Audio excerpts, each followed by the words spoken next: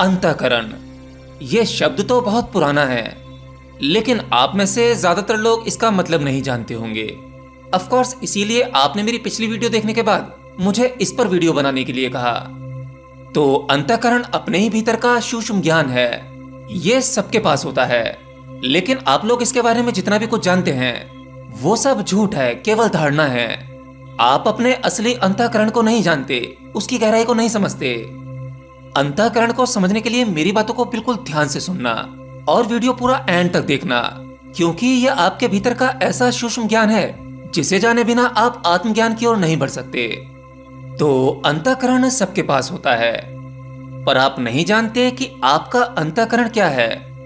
आप चोरी करने से डरते हैं। आपके भीतर से कोई कहता है कि चोरी गलत चीज है।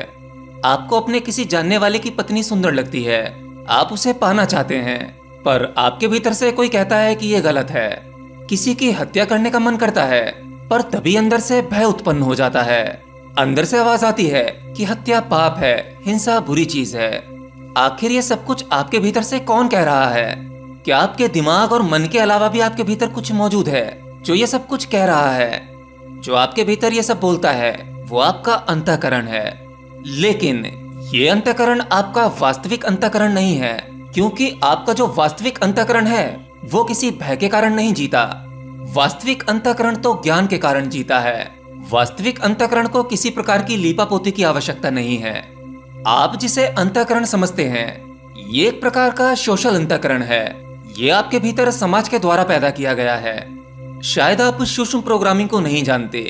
एक बच्चे के पैदा होते ही यह समाज उसके अंतःकरण का निर्माण करने लग जाता है, क्योंकि समाज को भी एक प्रकार का भय है कि अगर बच्चे को ऐसे ही छोड़ दिया जाए तो वो कभी सभ्य नहीं हो पाएगा, एक पशु के भांति हो जाएगा।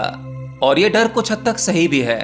अगर बच्चे को कुछ भी ना सिखाया जाए, उसे कुछ ना कहा जाए और उसके आसपास समाज उपलब्ध ना हो, तो वाकई वो एक पशु जैसा हो जाएगा। तो समाज उस बच्चे को बताना शुरू करता है। वो कहता है कि अगर तुम ऐसा करोगे तो तुम्हें दंड मिलेगा, तुम्हें जेल हो जाएगी, तुम्हारी पिटाई हो सकती है। और तुम फला फला अच्छे काम करोगे तो तुम्हें पुरस्कार मिलेंगे। अगर तुम ऐसा करोगे तो तुम्हारे माता पिता तुमसे खुश होंगे। अगर तुम माता पिता को कुछ गलत बोलोगे तो वो दुखी होंगे, नाराज हो जाएंगे। तो हम धीरे धीरे एक बच्चे के अंदर भय और लालच के आधार पर अंतःकरण निर्मित करते हैं। तब एक बच्चा अब धीरे धीरे समझने लगता है कि उसे किस चीज से डरना है और किससे नहीं डरना है। तो जिस जिस चीज से माँ बाप उसे डराने लगते हैं वह उससे डरने लगता है, उसके अंदर भय उत्पन्न होने लगता है।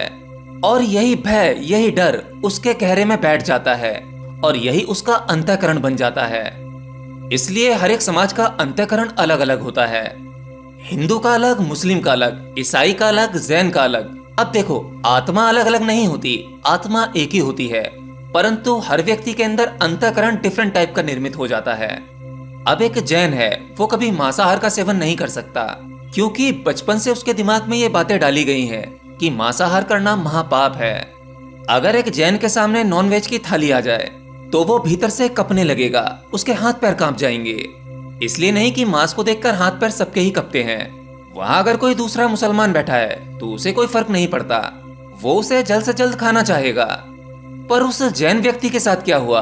उसके हाथ पैर क्यों कप रहे हैं? तो मांस में ऐसी कोई शक्ति नहीं है जो किसी व्यक्ति को कपा सके।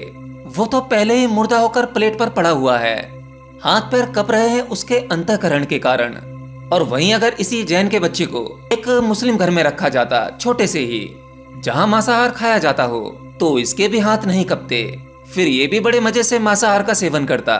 और ठीक इसी के विपरीत अगर किसी मांसाहारी बच्चे को एक ब्राह्मण के घर में रखा जाता जहां मांस मदिरा का सेवन नहीं होता, तो उस मुस्लिम के बच्चे को, या कहूं उस मांसाहारी के बच्चे का भी सिस्टम कांप जाता।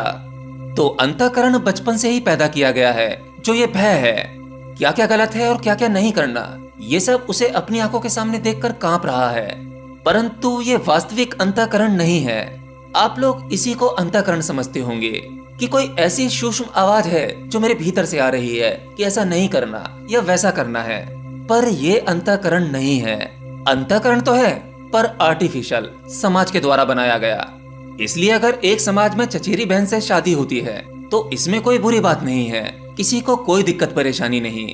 और वहीं दूसरे समाज में चचेरी बहन से शादी करने के बारे में सोचने से ही मानो बहुत बड़ा पाप हो गया हो। तो उस समाज में चचेरी बहन से शादी करने के बारे में सोचना ही एक महापाप माना जाता है।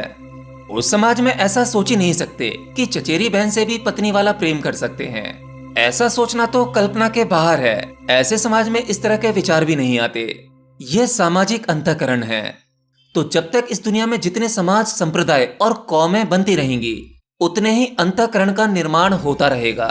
और जितने अधिक अंतःकरण होंगे, अर्थात जितने अधिक संप्रदाय होंगे, उतने ही समाज और दुनिया में दंगे फसाद होते रहेंगे।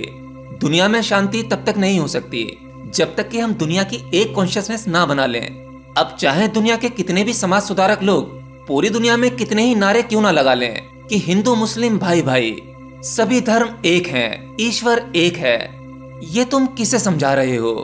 क्या वाकई कोई समझना चाहता है या वाकई इन चीजों को समझाया जा सकता है? नहीं, आप अपने 2 मिनट के नारों से या भाषण से लंबे समय से बने अंतःकरण को नहीं मिटा सकते।